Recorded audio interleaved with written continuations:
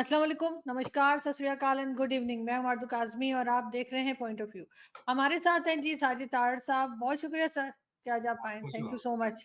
Thank you so much.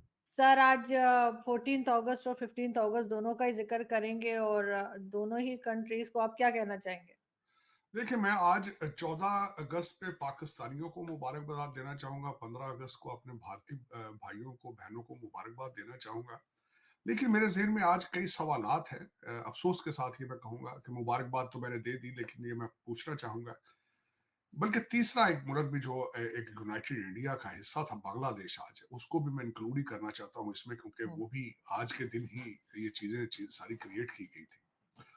मेरा question ये होगा बिलखसूस 25 करोड़ 24 करोड़ लोग पाकिस्तानियों से पूछना चाहूंगा कि क्या आप आजाद हैं? क्या आपने पाकिस्तान वाकई बनाया है? आप आज कहाँ खड़े हैं? क्या कायदे आजम यही पाकिस्तान चाहते थे? क्या का कायदे आजम का विजन ये था कि आप एक फनेटिक स्टेट हो, आप जिहादी बने और गले काटते रहे? यही क्या एक फाउंडेशन थी पाकिस्तान की? और फिर उसके बाद मैं आखिर में मैं ये बात करना चाहूंगा कि कल डान के अंदर एक पाकिस्तानी एक्टर है, निमरा खान उनका नाम है। कल डान के ऊपर उनका दो वाकयात मैं कहना चाहूंगा। कल उन्होंने योम आजादी के हवाले से एक बड़ी स्टेटमेंट दी जिसमें वो रोई है। डिफेंस कराची एक बहुत पॉश एरिया है जहां पे वो अपने घर से नीचे अपने किसी फैमिली मेंबर की गाड़ी का इंतजार कर रहे थे, तो कुछ लोगों ने गन पॉइंट पे उनको अगवा करने की कोशिश की और चार मुसल्ला गार्ड जो थे वो आसपास दूसरे घरों की जो हिफाजत कर रहे थे वो देख रहे थे, लेकिन उन्होंने इंटरफेयर नहीं किया। लोग आसपास से गुजरते रहे, किसी ने उनकी अगवा की कोशिश को, वो चलाती रही, तो किसी ने उनको रोकने की कोशिश नहीं की। तो भाग कर वो सड़क पर गई। एक गाड़ी थी जो गुजर रही थी, उसके सामने आई चलती गाड़ी के, तो उन्होंने रोक के उनको अपनी गाड़ी में बैठाया। तो वो तब उनकी अगवा की कोशिश नाकाम हुई। लेकिन कल वो टीवी पे आकर रोई हैं और उन्होंने आके उस इंस्टाग्राम, निमरा खान उनका नाम है, इंस्टाग्राम पे उन्होंने कहा आपकी बच्ची, बीवी, बहन, माँ घर से बाहर नहीं निकल सकती दिन दिहाड़े भी, और वो सेफ नहीं है, तो आपके झंडे उठा के तो सड़कों पे यौम आजादी के नारे लगाना क्या मौजू है ये? क्या ये आज आपने कायदे आजम की या डिवीजन जो आप चाहते थे उसको आपने जस्टिफाई कर लिया? आपने इस्लाम के नाम पर जो किया है, आप एक इस्लामी एक कंट्री हो सकते हैं जहां 51% पॉपुलेशन महफूज नहीं है कि दिन के टाइम भी बाहर निकले और कोई दिन दिहाड़े उसको अगवा करने की कोशिश करे, रेप करने की कोशिश करे, और आप पास से गुजर जाते हैं? क्या यही पाकिस्तान है? ये क्वेश्चन है। अब उसके बाद मैं कुछ मजीद इस पे जो बोलना चाहूंगा कि आपकी आज की स्टेट ऑफ पाकिस्तान क्या है? आज आप कहां खड़े हैं? आप कौन है? क्या अरशद नदीम आपके अगले वजीर आजम होंगे? उनसे ये क्वेश्चन लाहौर एयरपोर्ट पे किया गया है, उन्होंने जवाब नहीं दिया उसका। क्या अरशद नदीम क्वालिफाई करते हैं पाकिस्तान का प्राइम मिनिस्टर बनने के लिए? ये दूसरा सवाल है। लेकिन इस दूसरे सवाल के अंदर जवाब भी इसी के अंदर है कि पाकिस्तान में प्राइम मिनिस्टर होने के लिए आपका अच्छा कद हो, आप सफेद रंग हो, आपका बाल आपके खूबसूरत हो, और आप पॉपुलर हो, क्रश हो आप, तो आपके अकल होना ये जरूरी नहीं। उस खाने से बिल्कुल आप पैदल भी हो तो फिर भी चलेगा। लेकिन एक तो ये सवाल है, अरशद नदीम आपके अगले वजीर आजम है, खाब दो। जर्नलिस्ट ने पूछ लिया क्वेश्चन, इट मीन्स के लोगों के जहन में तो है। आपके टीवी एंकर भी मुसलसल ये कह रहे हैं कि पीटीआई उसको एज ए थ्रेट ले रही है। फिर उसके बाद दूसरा आगे चलते हैं कि आप आज कहां खड़े हैं, कि आप क्या आप एक बहसी आप कौम है? क्या आप एक कंट्री है? आप इन सारी चीजों की डेफिनेशन में पूरे उतरते हैं? और सॉवरेंटी आपकी मौजूद है? अब मैं लफ्ज आजादी को डिफाइन करने की कोशिश करूंगा कि आपका बजट जो है वो आईएमएफ बनाता है वॉशिंगटन डीसी में। ये मैं नहीं कह रहा हूं, आपके फाइनेंस मिनिस्टर की स्टेटमेंट है हुँ। और आपके प्राइम मिनिस्टर की स्टेटमेंट है। क्या आजाद कौमों के बजट बाहर से बन के आते हैं? क्या आजाद कौमों की फॉरेन पॉलिसी नहीं होती? क्या रेट ऑफ गवर्नमेंट आपकी वहां पे मौजूद है? क्या चारों सूबे आपकी फेडरेशन पे एग्री कर रहे हैं? ये मैं सवाल आपसे कर रहा हूं। अली अमीन गंडापुर साहब ने अगले दिन सवाबी के अंदर, सवाबी केपी के जो खैबर पख्तूनख्वा एक सूबा है, वहां पे जलसे में उन्होंने कहा, क्या कहा था, उन्होंने कहा था मैं इस्लामाबाद पे हमला आऊंगा, इस्लामाबाद, किसी के बाप की हिम्मत है तो मुझे रोक के दिखाए। एक सवाल। दूसरा, आईएसपीआर ने जब प्रेस कॉन्फ्रेंस की है तो उसका जवाब भी उन्होंने, वो चैलेंज किया, जवाब नहीं दिया, धमकी दी। उन्होंने कहा है प्रेस कॉन्फ्रेंस ना करो, जाके खान से माफी मांगो, वो तुम्हें माफी दे देगा, वो बहुत अजीम आदमी है, वो तुम्हें माफी दे देगा। ये एक खबर। दूसरा, आज की एक खबर है, इस्लामी जमहूरिया पाकिस्तान के अंदर एक बेल्जियम की खातून है, इस्लामाबाद में उनके हाथ बांध के घर के अंदर ले जाकर उनको रेप किया गया, इस्लामी जमहूरिया पाकिस्तान। और आज वो चीखती फिर रही है इंसाफ के लिए इस्लामाबाद में। आज की खबर। क्या आप सिर्फ इस्लाम को एक टूल के तौर पे इस्तेमाल करते हैं या वाकई ही आप मुसलमान हैं? ये भी एक क्वेश्चन है। मुर्शद पाक आपको कहते हैं कि ये जमहूरियत नहीं, ये सियासत नहीं, जिहाद है, तो आप सारे जिहाद में हैं। आज बल्कि दो सवाल, इन्हीं सवालों में से दो सवाल मजीद पूछना चाहूंगा। एक, आपने अपनी आजादी को दो चीजों के साथ मशरूत कर दिया है। ये आपकी खबर है, ये मेरी खबर नहीं है। आपका इस वक्त मीडिया भी चीजें चल रही। एक तो उन्होंने कहा कि जब तक कश्मीर और फलस्तीन आजाद नहीं होगा, पाकिस्तान आजाद नहीं होगा। एक खबर ये। दूसरी खबर चल रही है, कहते खान आजाद नहीं तो पाकिस्तान आजाद नहीं। तो फिर आप क्या है? आज एक दूसरे को किस चीज की मुबारकबाद दे रहे हैं आप? तीसरी बात जो मैं मजीद कहूंगा, मैं एक ऐसा पाकिस्तानी हूं, एक ऐसा, मुझे भारतीय कह लें, पाकिस्तानी कह लें, एक इंसान कह लें, जो मर्जी कह लें, कि आज मुझे दुख है, आज भी अगर बांग्लादेश में कोई हिंदू मरता है तो मुझे दुख है उस पर। आज भी अगर कोई भारत के अंदर इस मुसलमान होने की वजह या क्रिश्चियन या सिख होने की वजह से किसी के साथ ज्यादती होती तो मुझे दुख होता है। क्या आज भी आप 1947 को बार बार इन तीन मुल्कों में रिपीट कर रहे हैं कि नहीं कर रहे हैं? फेथ बेस एक दूसरे से नफरतें कर रहे हैं, नहीं कर रहे हैं? तो फिर आप आजाद किस तरह? तरक्की क्या की आपने? क्या तरक्की किया? कोई तरक्की नहीं किया। लेकिन उसमें मजीद इस चीज पे मैं जो आगे बोलना चाहूंगा कि आज आप अगर पूछा जाए, आपसे पूछा जाए कि आप कौन है, क्या आपने पाकिस्तान बनाया या नहीं बनाया? आप अरब हैं, आप अफगानी हैं, आप कौन है? आपकी डेस्टिनेशन क्या है? आप कहां पहुंचना चाहते हैं? हिस्ट्री क्यों नहीं पढ़ते आप? अगर हिस्ट्री के और आप खोलें तो वही, उन्हीं में से आपको जवाब मिल जाएंगे। ना आप अरबी हैं, ना आप पठान हैं, ना आप अफगानी हैं, ना तुर्की है। ना तुर्की हैं। आप कौन है? आप क्यों नहीं पहचानने की कोशिश करते कि आप कौन है? जिहाद जिहाद जो आप रट लगाते हैं, ये आपके खून में नहीं है। आपके आबाओ अजदाद ने जिहाद का पता ही नहीं, उनको स्पेलिंग ही नहीं आते थे भाई जिहाद क्या चीज है। आज भी मुर्शद पाक को जलसा करना पड़ता है इस्लाम के नाम पर, तो वहां पे गाने लगाने पड़ते हैं, लड़कियां बुलानी पड़ती हैं। गाना क्या होता है?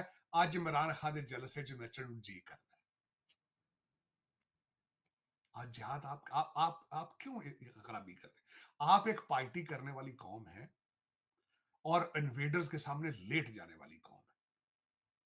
दुख के साथ कहूंगा, पाकिस्तान की बुनियाद रख दी गई थी जहां, जब यहां पे पठान भाइयों ने आके मार मार के मुसलमान करना शुरू किया। पाकिस्तान तो बनना था, एक हकीकत थी। नफरत भी होनी थी, क्योंकि उन इन्वेडर्स ने मेजॉरिटी के ऊपर जो किया, नफरत होनी थी। उन्होंने ये लोगों को, हिंदुओं में बहुत जुल्म किया, नफरत भी होनी थी, बजाय। लेकिन ये कम क्यों नहीं हो रही? इस नफरत को कंट्रोल क्यों नहीं किया जा रहा है? सिर्फ उसके पीछे एक ही वजह है, तालीम। तालीम और अकानमी दोनों इंटररिलेटेड है। तालीम आपको सिखाती है कि जज्बात को कंट्रोल किस तरह करना है, वो बात नहीं करनी जो किसकी दिल आजारी करे। फेथ बेस नफरत नहीं करनी। फेथ हर इंसान का एक अपना जाती लेकिन इशू। सर अगर बुक्स में भी नफरत ही लिखी होगी तो फिर पढ़ लिख कर भी क्या होगा? देखिए, उसमें दो चीजें। जब आपको पढ़ना लिखना सिखा दिया जाता है तो आप पे डिपेंड करता है आप किस किस्म की किताबें सिलेक्ट करते हैं, आप किस डायरेक्शन में जाना चाहते हैं। लेकिन अगर आपको पढ़ना ही ना आता हो तो फिर क्या करेंगे आप? आज आप उस जगह पे खड़े हैं, आपको पढ़ना ही नहीं आता। इस वक्त 3 करोड़ बच्चा पाकिस्तान का स्कूलों में नहीं जा रहा है। उस बच्चे को आप किस तरह कहेंगे कि यू पिक समथिंग?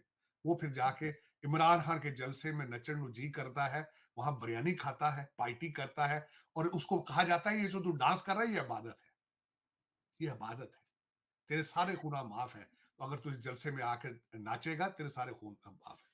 लेकिन लेकिन सर, जनरल फैज को जो अरेस्ट किया गया वो भी तो यही कहा जा रहा है कि इमरान खान के सपोर्टर हैं वो। लेकिन मुझे उस पर भी एतराज है। जनरल फैज साहब को उस वक्त क्यों नहीं पकड़ा गया जब वो ये सारी करप्शन कर रहे थे? उनके ऊपर हम्म, 11 से 12 अरब रुपए की करप्शन के चार्जेस हैं। ये किसी ने इल्जाम हम्म, लगाया इस चीज का, मुस्तनिद तो नहीं है अल्टीमेटली। उस वक्त क्यों नहीं पकड़ा गया जब ये घर जा रहे थे? आज क्यों पकड़ा गया? हाँ, उसके पीछे जवाब देने वाले ये कहते हैं कि इस्लामाबाद के जो पीटीआई के ऑफिस से जो कंप्यूटर निकले हैं उनमें से निकला है सारा कुछ, लेकिन शवाहिद मौजूद थे पहले। कुछ लोग ये कहते हैं हम्म। सिर्फ खान साहब को मैसेज देने के लिए कि we are determined to move towards 9 मई की तरफ। लेकिन मुझे ये बताएं, आज इंग्लैंड में जो हो रहा है, अदालतें 24 घंटे चल खुली हैं, 1300 लोगों को पकड़ा जा चुका है, सजाएं स्पीडी ट्रायल पे दी जा रही हैं, पाकिस्तान में क्यों नहीं हो रही? पाकिस्तान में कौन रोक रहा है आपको 9 मई के लोगों को सजाएं देने से? कौन रोक रहा है?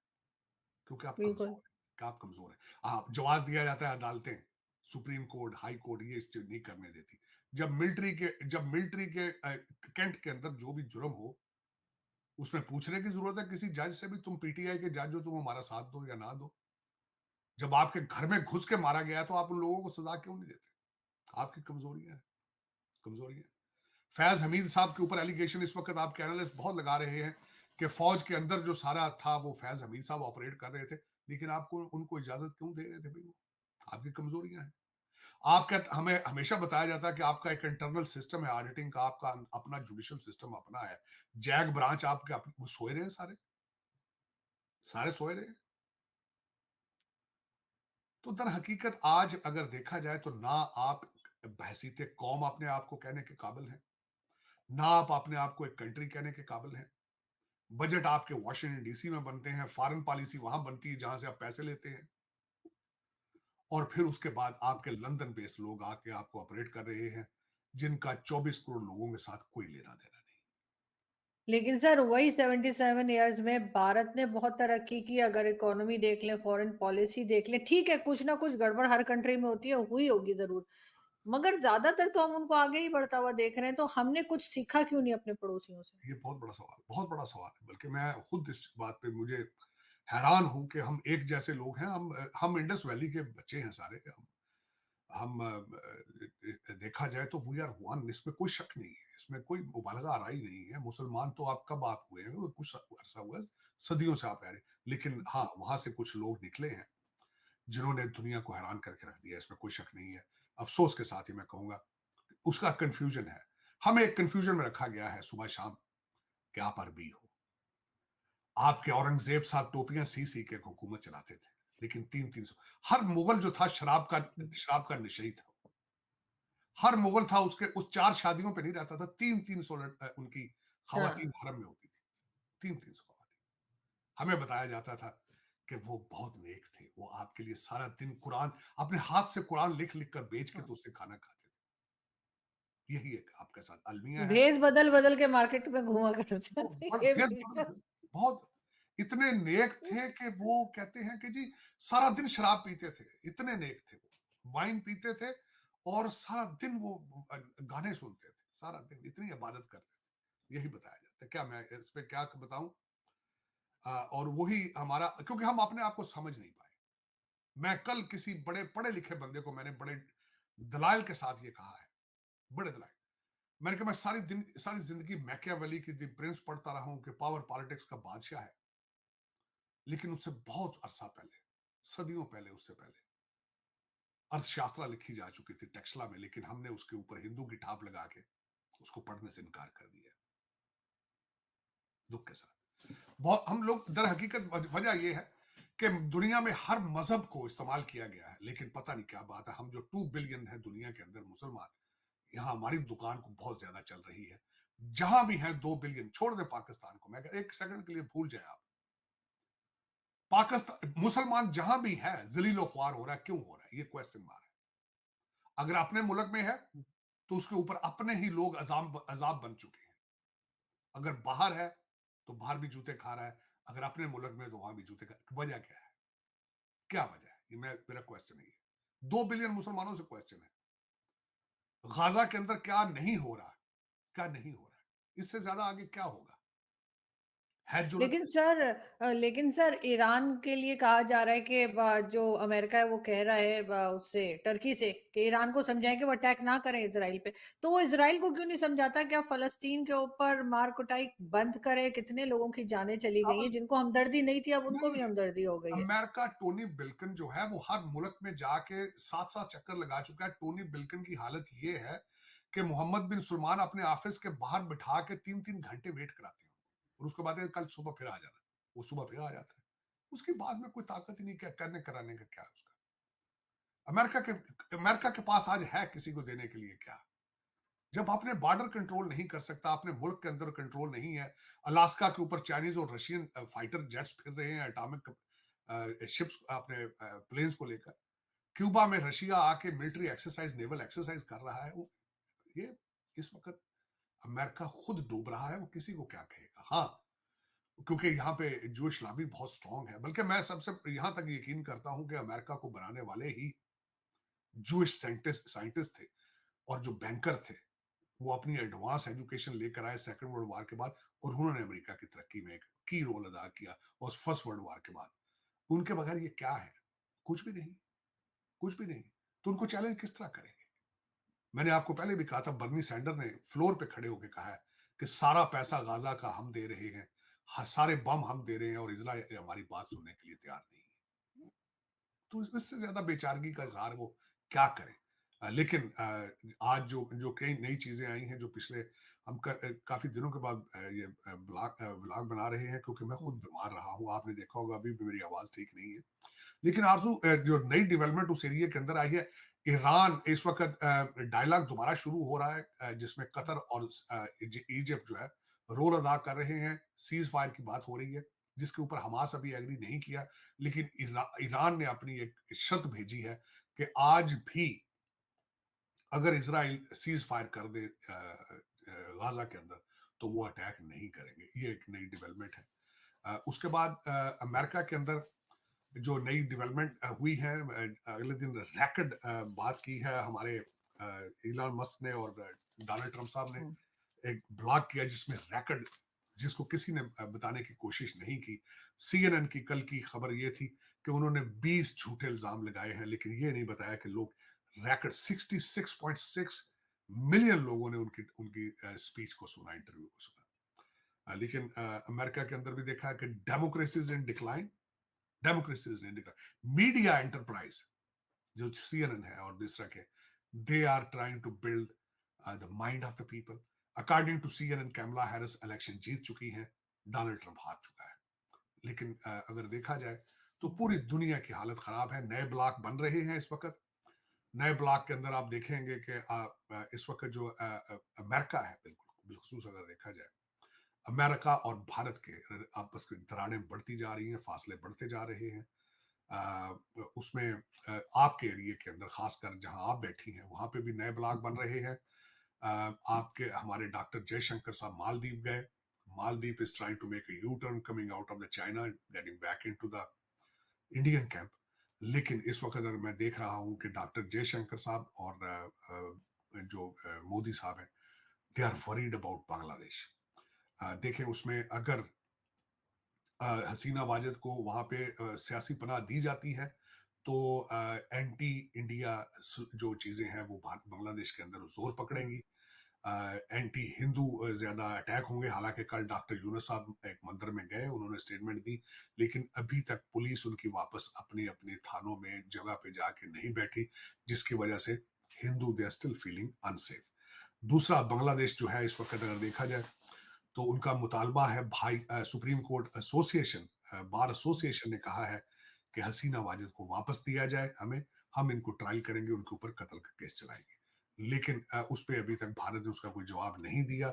लेकिन अगर कल को सुप्रीम कोर्ट, ये तो एक एसोसिएशन है, सुप्रीम कोर्ट को ऐसा फैसला करती है तो भारत के लिए मुश्किलात होंगी। दूसरा, भारत के कुछ लोग ये समझते हैं कि Hasina Wajid has a future, political future in Bangladesh. हुँ, कल को इलेक्शन होते हैं तो वो इलेक्शन जो है वो उसमें हिस्सा लेंगी। यहाँ पे हसीना वाजिद के जो लड़के हैं वर्जीनिया के अंदर, वो बिल्कुल मुझे लगता है खान साहब से ट्रेनिंग उन्होंने ली है, हुँ, और उनकी वालदा भी खान साहब को फॉलो कर रही है। हुँ, हसीना वाजिद ने स्टेटमेंट दे दी है कि मुझे मेरी रजीम जो है वो एब्सोल्युटली नॉट कहने की वजह से चेंज हुई है। हुँ, मैं उनको एक जजीरा नहीं दे रही थी, अमेरिका ने मेरी रजीम चेंज कर दी। उनका लड़का जो है वो जो जूनियर इमरान खान है, उनका एक दिन स्टेटमेंट उन्होंने दी, हमारा बांग्लादेश के साथ कोई लेना देना नहीं है, हम वापस नहीं जाएंगे। हाँ, साथ ही यू टर्न लेके दूसरे दिन उन्होंने फरमा दिया कि हम अपने सियासी वर्करों को अकेला नहीं छोड़ सकते। तो यही होता है। जिस तरह का, फिर देखे ना, मैं बताता हूँ, हम एक ही मिट्टी के बने हैं सब लोग। हुँ, बंगाली भी तो हमारे जैसे ही है ना, भाई हैं, हम इकट्ठे थे पहले कभी। भारत भी हम इकट्ठे थे, तो हमारी मिलती जुलती चीजें हैं। हुँ, हुँ, सिर्फ थोड़ा सा फर्क ये है, हरकतें भारत का हैं। थोड़ा जी, सा मैं हुँ, थोड़ा सा डिफरेंस ये रखूंगा कि भारत के लोग जो हैं वो हमसे मेरा ख्याल है कम करप्ट हैं, क्योंकि जितने भी उनके साबका वजीर आजम हैं, उनके जितने साबिक चीफ जस्टिस हैं, उनके साबिक जितने आर्मी चीफ हैं, वो भारत में ही रहना पसंद करते हैं। वो भाग कर लंदन नहीं जाते, वो भाग कर टोरंटो नहीं जाते। हसीना वाजिद के ऊपर भी बिल्कुल ऐसी ही एलिगेशंस मौजूद हैं कि उनकी लूटी हुई रकम जो है वो अमेरिका में है, वो फिनलैंड में है, जहां जहां उनके रिश्तेदार हैं वहां पे उन्होंने पैसे अपने रखे हैं। और करप्शन के कई चार्जेस उनके ऊपर भी हैं, जो कि हमारे पाकिस्तान का, हमारा तो खैर जिंदगी का हिस्सा है। हम तो, बच्चा पैदा होता है तो वो पाकिस्तानी पैदा नहीं होता, उसका वो हॉस्पिटल में ही नर्स को बता देता है कि मैं तो भाई लंदन वासी हूँ, मैं तो हुँ, टेम्परेरी पर आया हूँ पाकिस्तान में ट्रांजिट पर, 15-20 साल यहाँ रहूंगा, फिर डंकी लगाऊंगा, लंदन जाऊंगा, टोरंटो पहुंच जाऊंगा। तो यहाँ पे पाकिस्तान में, काश आज दुआ करें, आज 77th आप पता नहीं क्या मना रहे हैं, दुआ करें पाकिस्तान में पाकिस्तानी हुँ। बच्चे पैदा शुरू हो।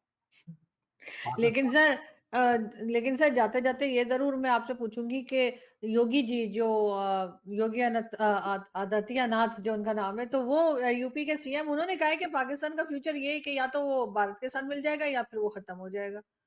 नहीं देखें, नहीं ये नहीं है। मैं उस पे फैज अहमद फैज की बात कोट करूंगा। किसी ने कहा था, उनसे पूछा था शायद मैंने पहले, आप कहा फैज अहमद फैज, उन्होंने कहा जी पाकिस्तान के जो हालात हैं, क्या पाकिस्तान खत्म हो जाएगा? उन्होंने कहा मेरे पास इससे भी ज्यादा बुरी खबर है।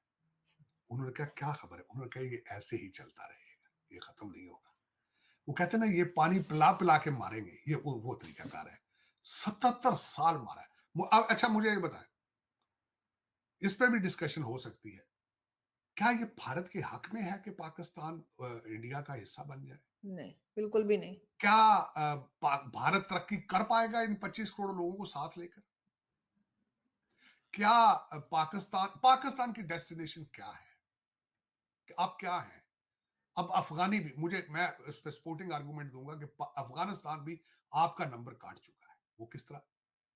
चाइना ने रिसेंटली वहां पे माइनिंग के कॉन्ट्रैक्ट किए हैं, और किसी ने सवाल किया उनके मिनिस्टर से कि आप पाकिस्तान में कारोबार करना पसंद करते हैं अफगानिस्तान, तो उन्होंने अफगानिस्तान को वोट दिया था। उन्होंने कहा वो feel hmm, safe dealing in Afghanistan. आप इस इन सर्कमस्टांसेस में, आप खुद, आप पाकिस्तानी पाकिस्तान के लिए खतरनाक हो चुके हैं। आप तो सर मैं तो समझता नहीं ये हूं। देखिए मेरे नजर में, मैं बड़ी स्ट्रॉन्ग स्टेटमेंट देता हूं, आपने पाकिस्तान बनाया ही नहीं। आपने फाइलों में बनाया पाकिस्तान, लोगों को धोखा दिया गया कि आओ हम तुम्हें इस्लाम देंगे, हम तुम्हें पाकिस्तान देंगे। आपने उनको ना आगे से ये दिखा दिया, ये हुँ, आपने कहा ये बाय बाय, आप सारा लूट के लगे। 150 बिलियन पड़ा है आपका बाहर करप्शन का, आरजू, $150 बिलियन। नाम लेना आसान है आपका। ये मिफ्ता सर इस्माइल हम साहब की बात है, मैं वो नहीं कर, मुझे हाँ। ये बताएं, कभी हुआ है आपके 126 या 127 बिलियन आपका लोन है जो देना आपने, लेकिन 150 बिलियन आप लूट के बाहर ले जा चुके हैं। तो दर हकीकत इस वक्त आपको एक मसला नहीं है, एज ए सोसाइटी आप फेल हो चुके हैं, एज अ ह्यूमन आप फेल हो रहे हैं, एज अ ह्यूमन फेल हो रहे हैं। आप एज ए कौम नहीं, आप कौम तो खैर बहुत बड़ी, ना आप कौम है, ना पाकिस्तानी है, ना मुल्क है, ना आजाद है, ना पता है। मेरी तो समझ, मुझे कन्विंस करें ना, मैं तो डिबेट के लिए तैयार हूं। डिबेट करें ना, क्या नहीं यार, यू आर हुँ, रॉन्ग, ये देखो हमने कितना अच्छी ये चीजें कर रहे हैं भाई। रोजाना जो चीखते हैं ये आपके लौंडे लपाड़े, आपके कहते हैं जी फौज बुरी है, जुडिशरी ठीक है। हुँ। आपकी असेंबलियों के लोग ठीक है, सेनेटर ठीक है आपके? आपका ठीक है क्या? मुझे कन्विंस तो करें ना। कहीं नहीं यार यू आर रॉन्ग, तुम डीसी में बैठे हो, तुम्हें पता नहीं है यार। तू तो छोड़ के भाग गया, तुम्हें क्या पता है? हम तो बहुत अच्छी कौम है, हम तो बहुत अच्छा पाकिस्तान है, हमारा तो ये फ्यूचर है। बताएँ ना मुझे। किसी को सर क्या हम तो अगर इन्होंने जो अखंड भारत का इनको शौक है योगी जी और ऐसे लोगों को, तो अगर अगर खुदा ना खास्ता हो गया तो हम तो इन्हें फिर मुगलों के दौर में ले जाएँगे, दोबारा मुगलों की नहीं, हुकूमत आ जाएगी। नहीं, वो देखिए वो भी फ़िक्शन है, वो भी एक एक्सट्रीम है, वो भी एक चीज़ सोचना या वो भी एक एक्सट्रीम है किसी हद तक देखें ना। मैंने आपको बताया है कि तीनों ममालिक के अंदर जो है रिलिजन का गलत इस्तेमाल किया जा रहा है। ये गलत बात है। रिलिजन एक पर्सनल मैटर होता है, मैं जो समझता हूँ मेरा ज़ाती फ़ेल है, आप जो भी हो आप मेरे लिए आप अच्छे हैं, अगर आप अच्छे इंसान हैं। मैं आपको कभी एक अच्छा हिंदू नहीं देखूँगा, कभी आपको अच्छा सिख नहीं देखूँगा, कभी अच्छा मुस्लिम, आपको अच्छा इंसान होना ज़रूरी है। आपका और मेरा रिश्ता सबसे बड़ा पहले दुनिया में ये है, हम एक ज़बान बोलते हैं, मैं आपके दर्द को समझने की सलाहियत रखता हूँ। अगर मैं वो दर्द नहीं समझ सकता regardless who I am is useless. तो वो भी एक एक्सट्रीम है जो एक कहना ना कि अखंड अच्छा अखंड भारत के अंदर तो फिर नेपाल बर्मा भी आएगा, उसमें तो अफ़गानिस्तान भी साथ उसका हिस्सा है कुछ। ये तो एक फ़िक्शन है वो कहा जाए जिस तरह हाँ, आपके आप दतिया योगी साहब ये फरमाते हैं, तो दूसरी साइड में ये भी कहते हैं जी, कुछ अरसे बाद सारी दुनिया मुसलमान हो जाएगी। ये भी तो आपके कहने वाले कह रहे हैं। कहते हैं जी आखिर हाँ, हमारे यहाँ आखिर से भी बात है। ये होगी कि सारी दुनिया मुसलमान हो जाएगी। ये कई मेरे भाई रोज़ाना कहते हैं, हाँ, अरबी के ये कह रहे हैं कि जी अमेरिका ने भी सारे ने मुसलमान हो जाना है, वो तो सारा दिन यही कहते हैं। लेकिन सोचे ये हाँ, कहते हैं जितना दिमाग एक ऐसी चीज़ है जिसको सोचना उसकी कोई लिमिट ही नहीं है, लेकिन रियलिस्टिकली सोचना चाहिए कि आप बहसीत इंसान इकट्ठा रहने को क्यों नहीं प्रेफ़र करते यार? बिल्कुल, आप क्यों नहीं सोचते कि हम सब जो भी मरता है दुनिया में वो एक इंपॉर्टेंट चीज होती है, किसी का भाई होता है, किसी का बेटा होता है, जिंदा चीज होती है वो। आप उसकी बिल्कुल, बहसीत इंसान इज्जत करो, बजाय कि उसकी इज्जत करने की कोशिश करो ये हिंदू है, ये फलां है। मैं तो इन चीजों पे एग्री नहीं करता। Your religion is your personal matter. आपका हुँ, खुदा के साथ आपका पर्सनल मैटर है, मेरा मेरे खुदा के साथ पर्सनल मैटर है, and I don't want anybody to interfere into my personal relationship with God. Regardless God आपका आपका ईश्वर है, आपका गॉड परमात्मा है, अल्लाह है, खुदा है। आपका जो भी खुदा है, आई रिस्पेक्ट दैट मैन। इससे ज्यादा मैं बिल्कुल, अब आपको क्या बताऊं, लेकिन आरज़ू आज दुःख इस बात का, मैं एक छोटी-सी आखिरी चीज़ ये कहना चाहूँगा कि मैं जितना अरसा पाकिस्तान में मैंने गुज़ारा है, 14 अगस्त को अक्सर मैं रोता था बैठ के। मैं क्योंकि मैं जंग अखबार के अंदर कहानियाँ छपती थी कि पार्टीशन के लोग किस तरह लुट के आए थे। यहाँ से लुट के किस तरह गए थे, वहाँ से किस तरह आए थे। तो मैं अक्सर यकीन करें कि मैं रोता था उस दिन के अपने आप को जब उन उसकी जगह पे ले जाता। लेकिन क्या जस्टिफिकेशन है इस चीज़ की? क्या जस्टिफिकेशन? आपने यहाँ से सिखों, हिंदुओं को लूट के, मार-मार के यहाँ से निकाला है। जिस मकसद के लिए निकाला है, आपने वो अचीव किया है। क्या अचीव किया आपने? बिल्कुल। आज कुछ भी नहीं आज सर अब आज भी मैं बड़े गौर से स्टोरियाँ पढ़ता हूँ कि कई माँओं के बच्चे इधर रह गए, वो हुँ, मुसलमान हैं। एक इमाम मस्जिद है, दू सिख उसकी माँ है, दूसरी साइड में उसके दूसरे हुँ, बच्चे वहाँ सिख हैं, वापस आई। उसका बच्चा है वो। कभी सोचा है आपने कि ये किस तरह लोगों ने गुज़ारा किया है? और किस मकसद के लिए? क्या आपने वो मकसद अचीव किया है? As a society can you justify? हर पाकिस्तानी को आज सोचना चाहिए कि मैं क्या हूँ? हमारी डायरेक्शन क्या है? ये जिहाद जिहाद ये कर रहे हो, पहले जिहाद के स्पेलिंग सीखो यार। इस्लाम को समझने की कोशिश करो, जिसका मज़हब का नाम ही पीस है, वो जिहाद पे इस तरह सारा दिन जिहाद पे भागते हो या गले काटने को फिरते हो, किस तरह पॉसिबल है यार? वो कहते हैं ले जिहाद का पीछा छोड़ेंगे तभी कुछ कुछ बेहतरी आएगी सर, वरना नहीं नहीं आ पाएगी। इसी तरीके से रहेंगे, सारे इंग्लिश पड़ोसी नाराज़ हैं, चाहे आरज़ू किसी भी कंट्री से हों। ये फ्यूचर बता रहा हूँ। पाकिस्तानी लौंडा लपाड़ा इंग्लिश और मैथ नहीं पढ़ेगा, अगली सेंचुरी में एंटर हुँ, नहीं हो पाएगा। बिल्कुल, अब मैकडॉनल्ड जो है अमेरिका के अंदर, मैकडॉनल्ड ने भी स्क्रीनें लगा दी हैं, ऑर्डर ज़बानी नहीं होंगे, स्क्रीन पे देना होगा। और उर्दू में नहीं है, इंग्लिश में है।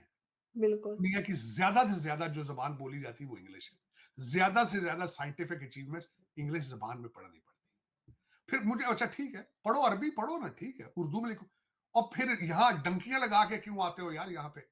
फिर क्रिश्चियन कंट्रीज़ में क्यों रहना प्रेफ़र करते हो? क्या बात है? वही जिहाद और कर। अरबी भी तो पढ़नी नहीं आती, अरबी भी पढ़ के लोगों के गले काटने पहुँच जाते हैं। बेचारी कोई ड्रेस पहनी हुई थी, अरबी लिखा था, तब भी पीछे पड़ गए थे ओए हम। आरज़ू, अब तो अरबी भी आपसे हाथ माँग-माँग के माफ़िया माँग रहे हैं यार, इधर ना आओ, खुदा का नाम है, क वहाँ पे आके खैरात माँग रहे हो, जान छोड़ो यार। खुदा का नाम। उन्होंने वो भी कह वीज़ा दिया माँगने वीज़ा नहीं देंगे। में पड़ गए हैं। अब तो वो भी हाथ लगा-लगा के माफ़िया माँग रहे हैं यार कि जाओ यार जान छोड़ो। अब वहाँ जाते यही हैं हाल खैरात है। माँगते हैं। मैंने बताया नहीं कि मैं हरम शरीफ हाँ, के हर दरवाज़े के सामने 25-25 खड़े होते हैं पाकिस्तानी खैरात माँगने। बिल्कुल ऐसा ही है। चलें फिर और क्या उसके बाद शर्म भी नहीं आती है। लेकिन ख़ैर शर्म सर देखते हैं कि बहरहाल हमारे लोग जो हैं आज ख़ास तौर पे वो जो नहीं, देखते हैं आपको जी, आज मैं थोड़ा-सा ख़ासकर मैं अगले दिन बड़ा इंस्पायर्ड था मैं बल्कि आखिर में मेरी मैं इलामा इकबाल की एक जो है वो इसी हवाले से आपके ना नज़र करना चाहूँगा देखने वालों को। इलामा इकबाल कहता है ख़ासकर मैं देखें 1930s में वो बता गए थे कि इस्लाम की हालत क्या है। गूंगी हो गई आज कुछ ज़बान कहते-कहते, गूंगी हो गई आज कुछ ज़बान कहते-कहते, हिचकिचाया हिचकिचा गया खुद को मुसलमान कहते-कहते, ये बात नहीं कि मुझको इस पर यकीन नहीं, बस डर गया खुद को साहिबे ईमान कहते-कहते, तौफीक ना हुई मुझको एक वक़्त की नमाज़ की, तौफीक ना हुई मुझको एक वक़्त की नमाज़ की और चुप हुआ मुअज़्ज़िन अज़ान कहते-कहते, किसी काफ़िर ने जो पूछा कौन सा महीना, शर्म से पानी हाथ से गिर गया रमजान कहते कहते, मेरी अलमारी से गर्द से अटी किताब का पूछा, मेरी अलमारी में अलमारी में गर्द से अटी किताब का जो पूछा, मैं गड़ गया जमीन में कुरान कहते कहते, ये इसके ये इस पे चुप साध ली इकबाल उसने, यूं लगा जैसे रुक गया मुझे हैवान कहते कहते। तो इलामा बाल की ये पोएम है हुँ, कि हमारे इस्लाम की हालत क्या है। हम हैवान वो ये देखिए आखिरी उसमें कि चुप बिल्कुल। साध ली इकबाल उसने, यूं लगा जैसे रुक गया वो मुझे हैवान कहते कहते। तो ये लेकिन बात वही है कि हमें पहले अच्छा इंसान होना चाहिए, उसके बाद जो भी फ़ेथ है हमारा, हम उसको फ़ॉलो कर सकते हैं। बिल्कुल ठीक। सर अपना बहुत ख़्याल रखिएगा क्योंकि लोग आपको बड़ा मिस करते हैं, आप लंबे अरसे के लिए बिल्कुल गायब नहीं हो सकते। नहीं, नहीं। लोगों का बहुत मैसेजेज़ आते हैं। अपना बहुत ख़्याल रखें, बहुत शुक्रिया कि आपने आज जॉइन थैंक किया। You, thank you so thank you much. Sir.